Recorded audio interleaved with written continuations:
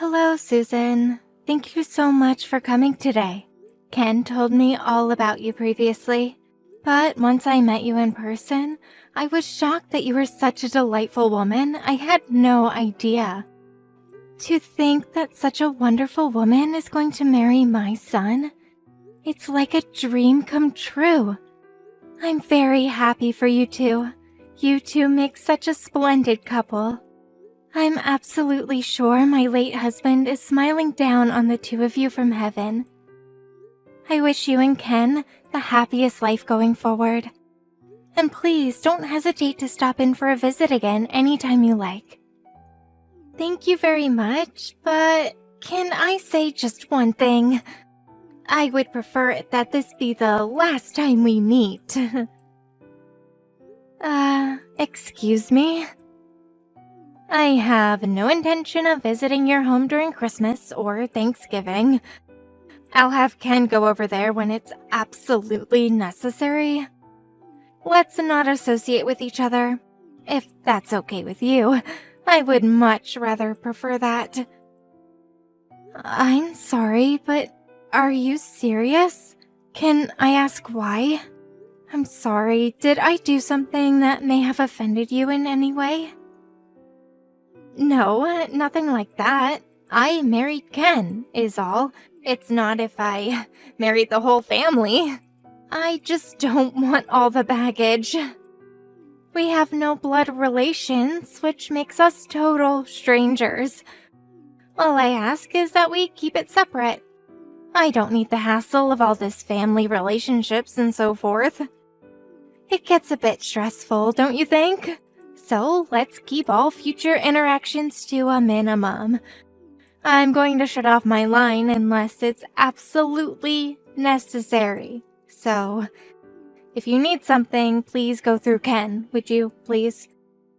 But just because Ken is your oldest son, please don't rely on him too much. I will invite you to the wedding, but I must warn you right now, don't make yourself heard too much. This is our wedding, after all. You do understand, right? Yes, of course.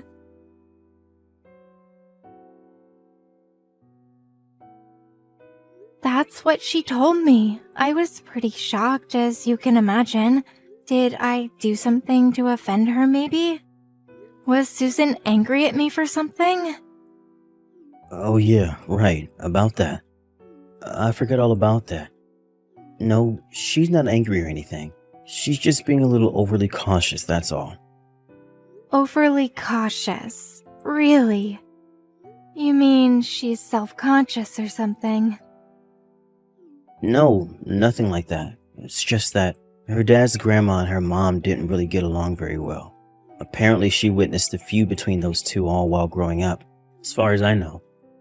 She and her mom have no contact with her grandmother anymore. So you can imagine her negative attitude toward family relationships such as with you and Susan. It's not about you, Mom. Nothing to do with her liking or disliking you. I see. So that's what this is all about. No wonder she seemed so hostile. I have no antagonistic feelings toward her in the least. I suppose it's a form of trauma, huh? Exactly. I suppose you can say that. After she settles into married life for a while and gets used to being around you, she'll probably relax her guard and everything will be normal, I hope. It's not a problem for you, is it? You got Caroline and her husband, not to mention your grandkids just living down the street. If there's a problem, you just call Caroline, right? Yeah, I suppose. Caroline and the kids keep me pretty busy. I don't have a problem with that, but it just seems kind of unsociable. After all, we are family. She seems like a nice person. I just thought we could have closer ties. Yeah, well, she's that way, so what can I say? She'll come around eventually. Our families are not exactly alike. She had a tough time growing up. On the other hand, we had a pretty normal life, I suppose. Just as long as you can sit there at the wedding and not make any unnecessary comments, she'll be okay. Yeah, well, under the circumstances, I suppose I can manage. All I want is for you guys to be happy, that's all. I don't want to disrupt it in any way. I hope she understands that. And I hope she comes around after you guys settled in. Yeah, I suppose we just have to wait and see. Anyway, thanks for today. I'll contact you again once we get the wedding schedule all figured out.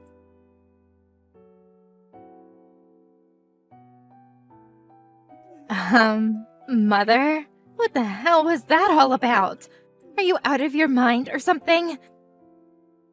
Oh, hello, Susan. It's been a while, hasn't it? Oh, and congratulations. I was elated to hear from Ken that you gave birth to a beautiful baby boy, and you just came back from the hospital. So glad that it all went well. I really cannot believe you, Mother. You act as though you're so concerned. I can see right through you.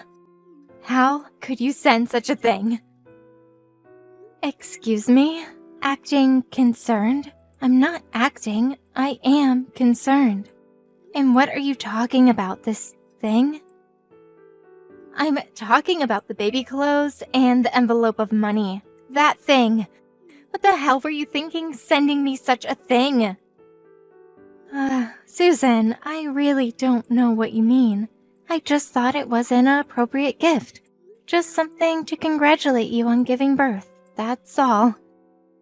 I really wasn't sure what to get, so I figured a monetary gift and some baby clothes. I'm sorry, I wasn't sure of your taste, but I picked out something that was pretty basic. Did you not like it? You finally revealed yourself, haven't you? Sending such cheap clothes and money, trying to worm your way in and see your grandson? Pretty sneaky. This baby is our son, not yours. And I bet when you heard it was a boy, you wanted him for yourself. Well, that's not going to happen. I know what you're going to say next. Someone to take over the family, or some crap like that. Am I right? Pardon me. That was certainly not my intention. I didn't think you would use such underhanded tactics. I almost got comfortable because you've been so quiet for the past 3 years. Boy, was I wrong. Did you really think I would be duped into your little scheme with these cheap baby clothes? That's what I was worried about. An obsessive mother.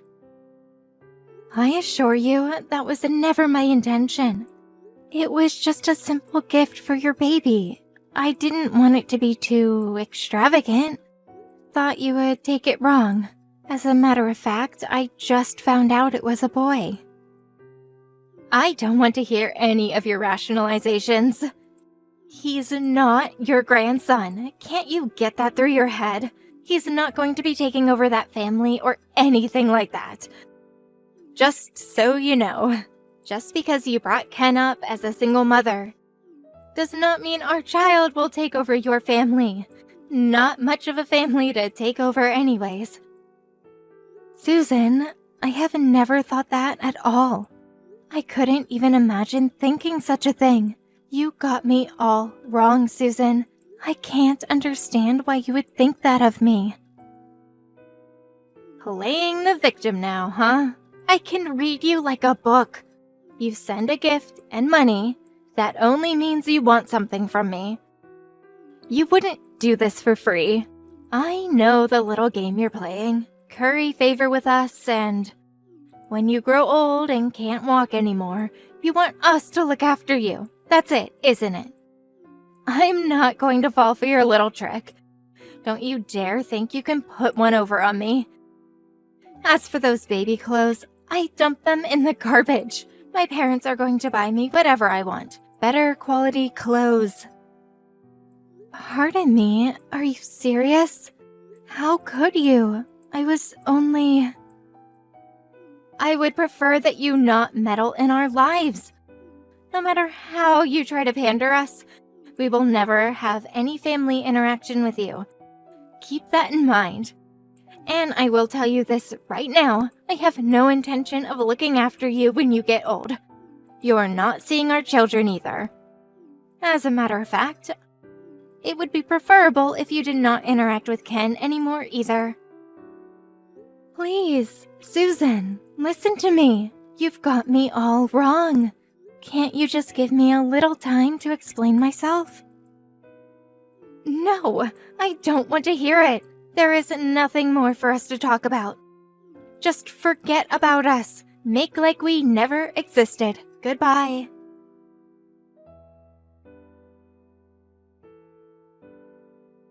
Mom, what the hell are you up to? Susan just got out of the hospital and was finally able to relax. I wish you wouldn't upset her like that. She needs to rest. I have no idea why she's so angry at me. All I did was send her some gifts and a little money. I think she just put a block on me. I tried contacting her, but there's no response. I told you not to interfere with her life. She's real sensitive about all that. You do remember me talking about that, right? Did you really have to send that gift? Just leave us be, Mom. Actually, she thinks it's some kind of ploy. I'm starting to think so too. I have no idea what you're talking about. Come on, Mom. Don't sound so innocent. So, Susan was right about this all along. There was $5,000 in that envelope. What is it that you really want from us, Mom? Don't tell me you're trying to buy our son from us, are you, Mom? Because no way that's happening. Or do you want us to feel duty-bound to you and worm your way into living with us? That's it, isn't it? Did you really think that $5,000 would buy you a grandson and a home to live in and eventually us taking care of you? We can see right through your scheme, Mom. Ken, how can you even say or think that about your own mother? I've been very patient for the past few years, but what you're saying is absolutely irrational. Please explain it to me from the very start. I just can't wrap my head around why you two are acting the way you are. Yeah, okay. You may be right. This may be a good time as any to explain things to you. Also, I want you to know what I've been holding back for God knows how long. It all boils down to me being brought up by a single parent. Excuse me? I grew up without a father. My childhood growing up was a depressing time for me. Did you even know that? We grew up poor too, and that sure wasn't easy. I was so ashamed of not having a father. I was bullied constantly at school about that. I had a tough time growing up, and it was all your fault. Even after I left home, you insisted that I support you financially. Although it wasn't much, it was your way of manipulating me, never giving me the freedom I craved. And what do you do after I get married? You worm your way into my family and start snooping around and trying to control us. Always trying to manipulate things your way. It always has to be your way. Susan's parents never try to interfere in our affairs. At all. Ken, am I hearing you right? I have no idea what you're talking about. I can't stand being manipulated by you. No more. This ends here. I don't consider you my mother. You never did anything that would merit such a title. I would much rather that we cut all family ties. I consider Susan's parents as my real true family. I no longer want anything from you, and I don't plan on supporting or interacting with you ever again. That also means we won't allow you to see our son. Have a good time living at the old folks' home and with nobody to take care of you.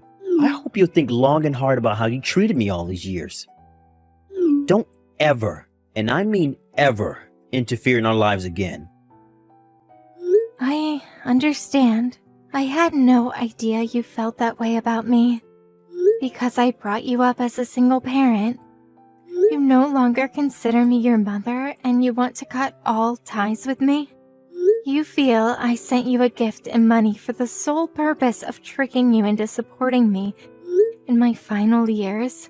Is that it? That's why you've been acting this way? That's exactly what I'm saying. So don't ever show your face in our home again. You got that? I hear you loud and clear, Ken. If that's the case, would you vacate the place you're living in now then? Huh? Say again? Why will we do that? Are you talking about the apartment we're living in right now? This place? That's right. If you insist that you don't want my support or anything to do with me, I want you out of that apartment ASAP. Like I said, why would I do that? Are you crazy? I've been living in this apartment since I was in college. I've always lived here. You have no right to kick me out of here.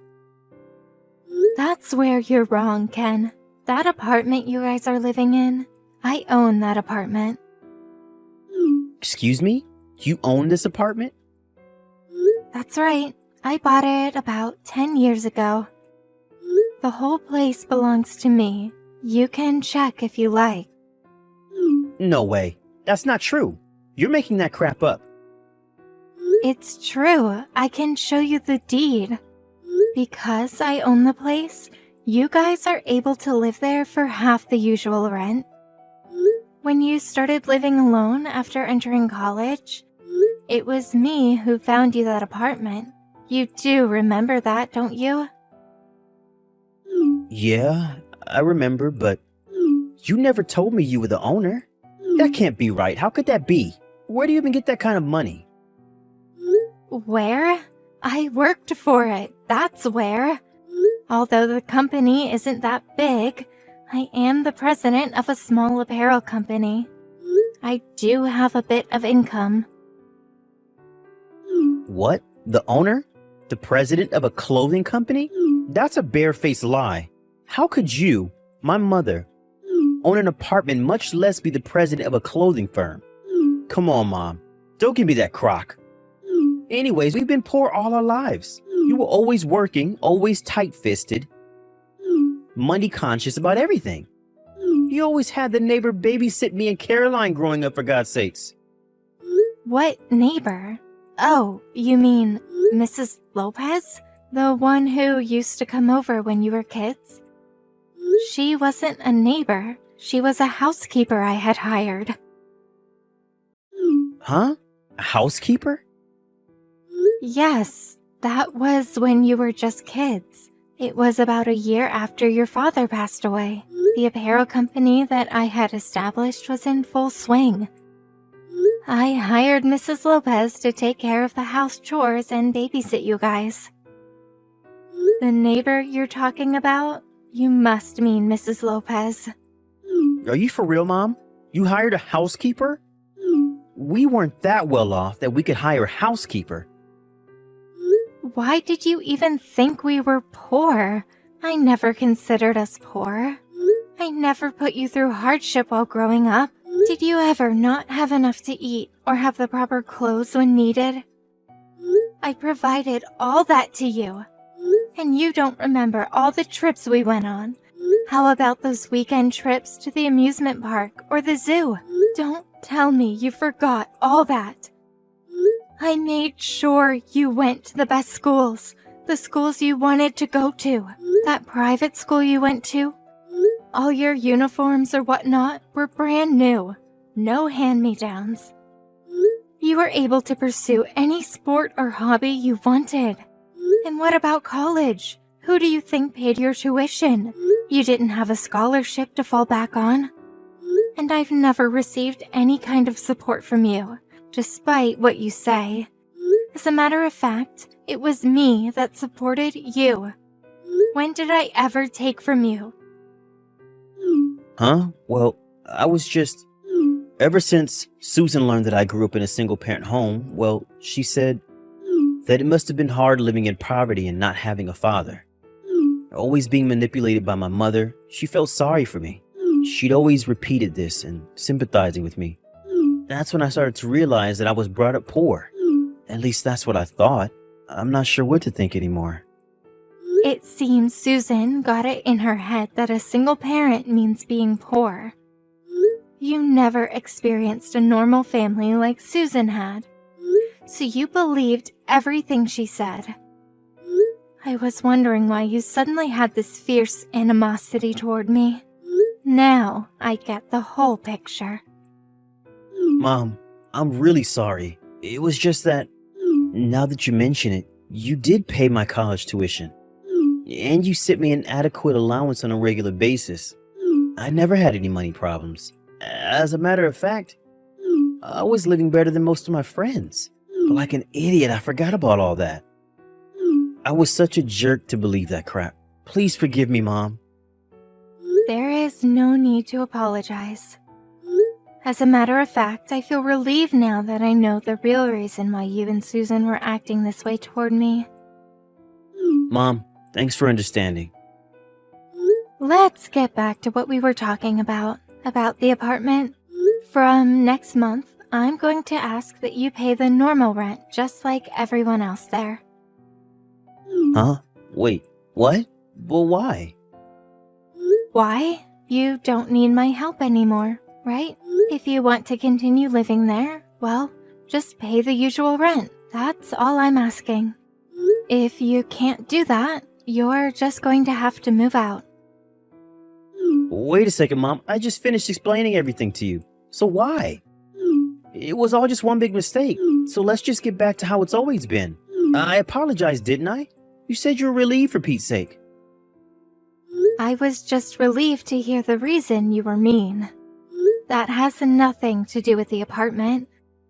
After you said all those awful things to me, that you didn't think of me as your mother, that you wanted to cut all ties with me. Oh, and you were embarrassed that you grew up without a father, and that was my fault. Remember saying that? Then you do a flip-flop and say you're sorry and everything is back to square one. I'm sorry, but that sounds way too disrespectful. It just doesn't fly, Ken. Yeah, but I explained all that. Words are like bullets, Ken. They can injure people. There is no reversing it. My patience has reached its limit. And as you wish, I will cut all ties with you. No more support from me going forward. Just so you know. And when the time comes, I plan to leave everything. The company, home, and that apartment you're living in, right now, to Carolyn and her family. And about taking care of me in my senior years. I already arranged everything in that regard, so no worries there. You don't have to return all the money I sent you during college or that money I sent you last week for the baby. Wait, Mom, please. You can't do this to us. Apartment rent. We just had a kid, for God's sakes. We can't afford to pay more for rent, much less move out. What are you saying? Where'd that aggressive attitude go? You were all set on going in on your own. You didn't want my help. Please, Mom, forgive me. I was totally out of line. You can't do this to us. I am sorry, son. I already made up my mind. Talk the rest over with your wife.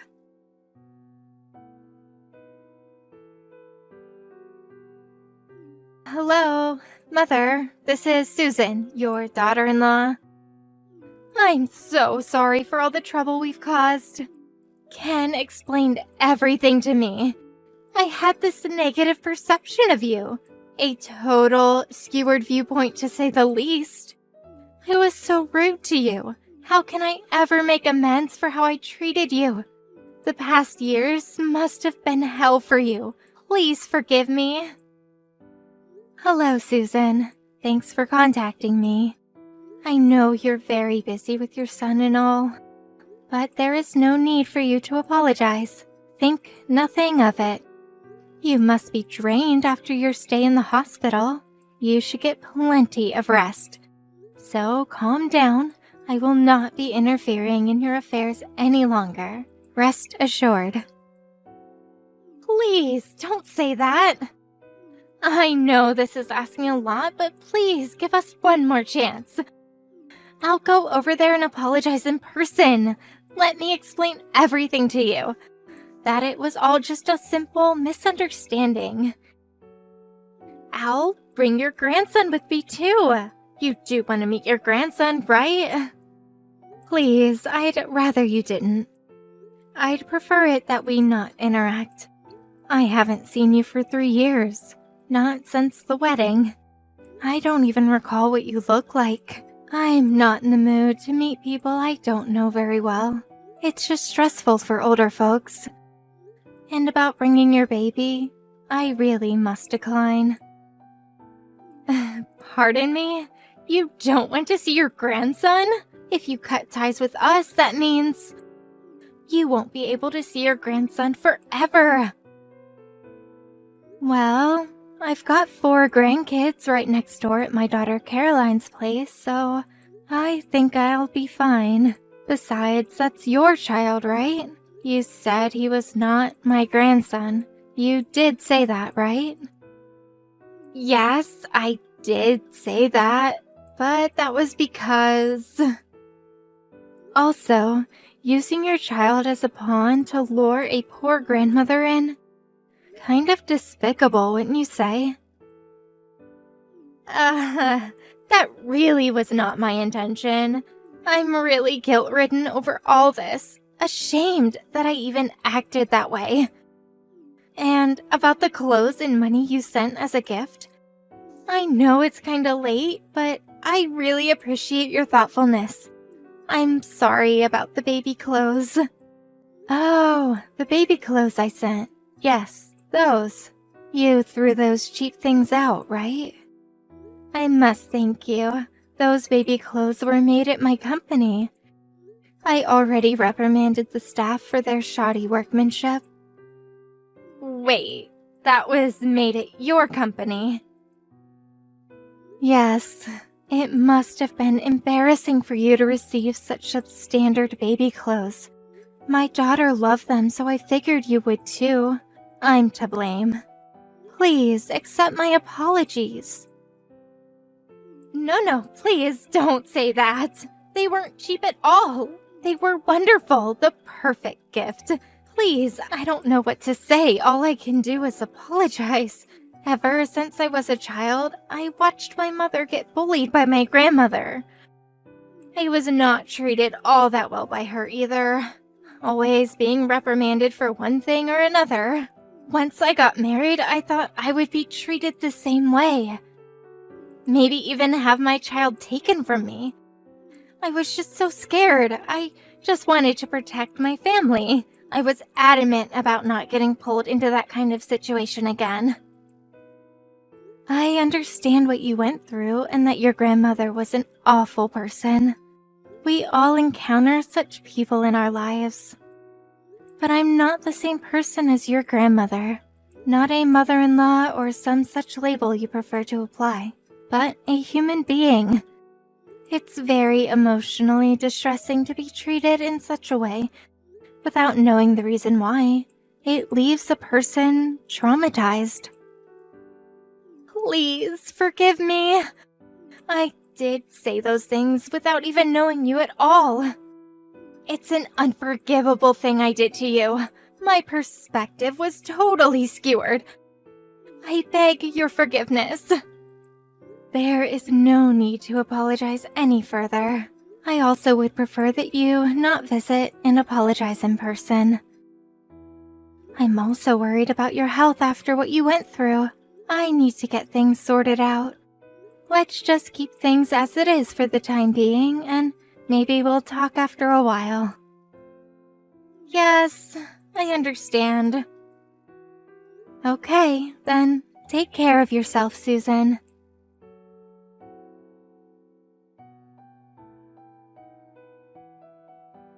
I received a letter from Susan soon after. She repeated her apologies and explained why she acted the way she did. I was even paid a visit by her parents, whom I had never actually met, apologizing on her behalf.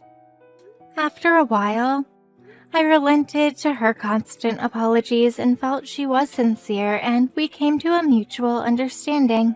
But it was Ken that would not give up. He was set on trying to get me to financially support him, that he resorted to coming over late at night and trying to persuade me to change my mind. He even resorted to practically kidnapping his child from Susan and driving over 2 hours to our home in an attempt to curry favor with me. He even turned on his wife, blaming her for turning on his mother in the first place. In the end, it was Ken that caused trouble for both Susan and myself. But on his last attempt at trying to persuade me, Susan stopped him and severely reprimanded him for his ways. She was eventually able to get him to see the light, but the whole incident caused Susan to contemplate divorce. And after a few years, that's exactly what happened.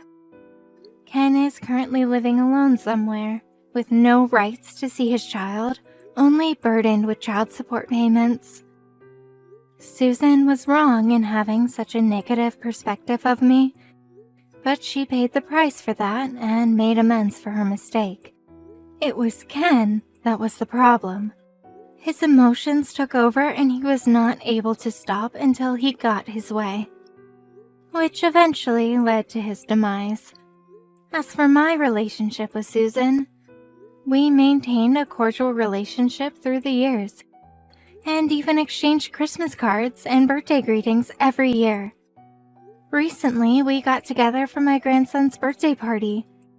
I think we've started an amiable relationship. I actually enjoy her company.